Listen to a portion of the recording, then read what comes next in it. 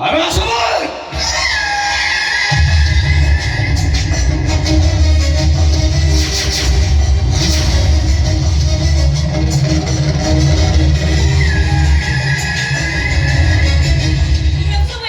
কর এসব দিকে কিছু বুঝিপারনো না ମୁଁ ବୁଝାଇ ଦେଉଛି ଆସୁଛନ୍ତି ଆଜି ତମ ଗୋଟେ ନେଇଯିବ ଆଉ ତମ ଗୋଟେ ନେଇଗଲା ପରେ ଅନ୍ଧାର ରାତିରେ ଅତି ନୃଶଂସ ଭାବରେ ତମକୁ ସେ ମାରିବେ ଆଉ ତମକୁ ମାରି ସାରିଲା ପରେ କୋଉ ଏକ ରାସ୍ତା କଡ଼କୁ ଫିଙ୍ଗି ଦେବେ ରାତି ଭାଇ ସକାଳ ହବ ସକାଳେ ମୋହିନୀର ଡେଡ୍ ବଡିକୁ ପୋଲିସ ଠାବ କରିବ ମୋହିନୀ ନନ୍ଦିନୀ ନୁହଁ ଆଉ ତାପରେ ତମ ସରକାର ଦବ ମୋହିନୀର ଗୋଟିଏ ଗୋଟେ ଡେଥ୍ ସାର୍ଟିଫିକେଟ ଆଉ ସେ ଡେଥ୍ ସାର୍ଟିଫିକେଟ ବଳରେ ମୁଁ ହେବି ମୋହିନୀ କମ୍ପାନୀର ହଜାର ହଜାର କୋଟି ଟଙ୍କାର ମାଲିକ ଜାହାଙ୍ଗୀର ଖାନ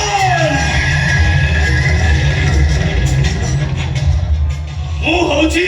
ସେଇ ଜାହାଙ୍ଗୀର ଖାନ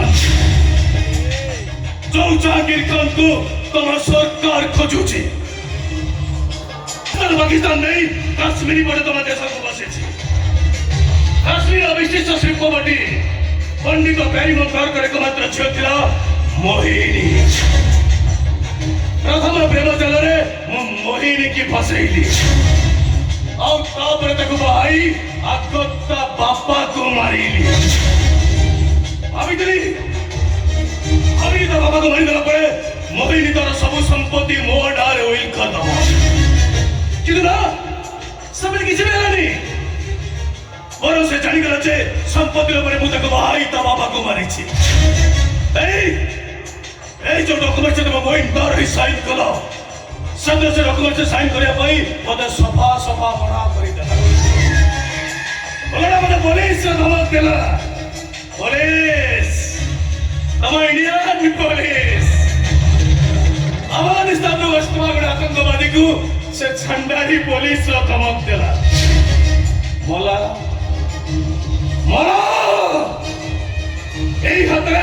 ମୁଁ ତା ତଣ୍ଟି ଚିପି ମାରିଦେଲି ଆଉ ତାକୁ ମାରି ସାରିଲା ପରେ ଏଇ ଯୋଉ ଚଟାଣ ଉପରେ ତମେ ଠିଆ ହେଇଛ ସେ ଚଟାଣରେ ଗାତ ଖୋଳି ମୁଁ ତାକୁ ପୋତି ଦେଲି ଆଉ ତାକୁ ପୋତି ସାରିଲା ପରେ ତାପରେ ମୁଁ ଟାଇଲ୍ସ ପକେଇଦେଲି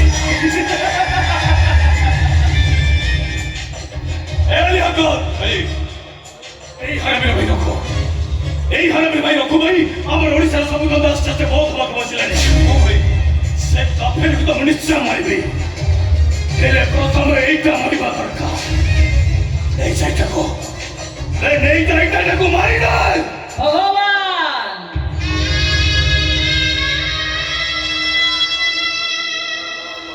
ଭଗବାନ ବୋଲି ଭାବିଥିଲି ମୁଁ ତମକୁ ଭାବୁଥିଲି ସ୍ୱୟଂ ଭଗବାନ ମଣିଷ ରୂପ ନେଇ ଏ ଧରା ପୃଷ୍ଠକୁ ଓହ୍ଲେଇ ଆସିଛନ୍ତି ଖାସ କରି ମତେ ସାହାଯ୍ୟ କରିବା ପାଇଁ କିନ୍ତୁ ମୁଁ ଜାଣିନଥିଲି ଭଗବାନଙ୍କ ଚେହେରା ତଳେ ଲୁଚି ରହିଥିବା ତମେ ହଉଛ ଗୋଟେ ମସ୍ତ ବଡ ଶୈତାନ ବୋଲି ଶୈତାନ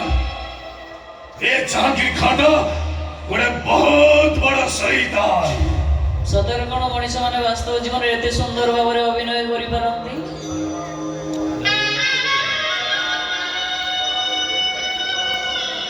କୋଉ ବେଳ କାଳରେ ମୁଁ ଜନ୍ମ ହେଇଥିଲି କି ଜାଣି ଜନ୍ମ ହେଲି ତ ପୁଣି ଗୋଟେ ରାଜାଙ୍କ ଘରେ କିନ୍ତୁ କଣ ହେଲା ନିନ୍ଦା ଅପବାଦ କଳଙ୍କକୁ ସାଥିରେ ଧରି ରାଜ ରାସ୍ତାରେ ଘୁରି ବୁଲିଲି ମୁଁ କେମିତି ଭାବି ପାରିଥାନ୍ତି ଯେ ଯାହାକୁ ମନେ ମନେ ଭଲ ପାଉଛି ଯାହାଙ୍କର ସ୍ତ୍ରୀ ହବା ପାଇଁ ଦିନ ରାତି ମୋ ସ୍ୱପ୍ନ ଦେଖୁଛି ସେ ମଣିଷ ନୁହଁ ସେ ଗୋଟେ ପିଶାଚ ବୋଲି ମୁଁ କେମିତି ସ୍ୱପ୍ନରେ କେବେ ବି ଚିନ୍ତା କରିପାରିଥାନ୍ତି ଯେ ଯୋଉ ଲୋକଟା ପାଇଁ ମୁଁ ମିଛରେ ମିଛରେ ଶଙ୍ଖା ସିନ୍ଦୁର ପିନ୍ଧି ଈଶ୍ୱରଙ୍କ ପାଖରେ ସଦର ସଦର ପ୍ରାର୍ଥନା କରୁଛି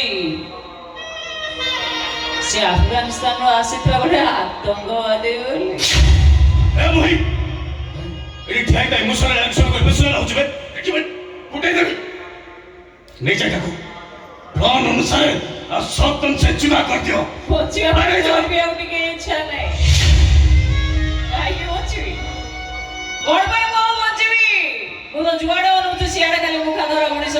ଭିଡ଼ ଏ ମୁଖା ଦ୍ୱାରା ମଣିଷମାନଙ୍କୁ ଦେଖି ମତେ ବି ଭାରି ଡର ଲାଗିଲାଣି। କରିବା ପାଇଁ ମୋ ମନଟା ବି ଭାରି ବ୍ୟାକୁଳ ହେଇ ପଡ଼ିଲାଣି। ବୁଝିଲେ ଦିବ୍ୟାଂଶୁ ବାବୁ, ଆପଣଙ୍କ ମିଛି ମିଛିକା ସ୍ତ୍ରୀର ଅଭିନୟ କରି କରି ମୁଁ ଏତେ ଅଭ୍ୟସ୍ତ ହେଇ ପଡ଼ିଥିଲି ଯେ କେବେଠୁ ଆପଣଙ୍କର ସତ ସତିକା ସ୍ତ୍ରୀ ବୋଲି ମୁଁ ମୋ ନିଜକୁ ଭାବି ସାରିଥିଲି। କିନ୍ତୁ ଆଉ ନୁହଁ, ଆଉ ଏ କଳଙ୍କିନୀ ଅଳି ଅଳି ରାଜଜେମାର ବଞ୍ଚି ରହିବାର ଏ ଦୁନିଆରେ କୌଣସି ଅଧିକାର ନାହିଁ। ଦେଇ ଚାଲ ମତେ, ମାରିବ ପରା, ମରିବା ପାଇଁ ଅଳି ଅଳି ରାଜଜେମା ନନ୍ଦିନୀ ଜଗଦେବ ହସି ହସି ତା ଛାତି ବାଜି ବତେଇ ଦବ, ଟିକେ ବି ଆପତ୍ତି କରିବନି। କିନ୍ତୁ ଗୋଟାଏ କଥା ମନେ ରଖିଥିବ ଦିବ୍ୟାଂଶୁ ବାବୁ, ଈଶ୍ୱରଙ୍କୁ ଡାକୁଥିବେ ମୋ ଭାଇ ରାଘବେନ୍ଦ୍ର ଜଗଦେବ, ସିଏ ଯେମିତି ଆପଣଙ୍କ ପରିଚୟଟା ନ ଜାଣିପାରେ,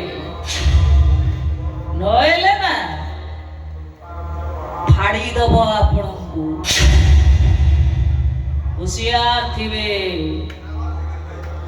नहीं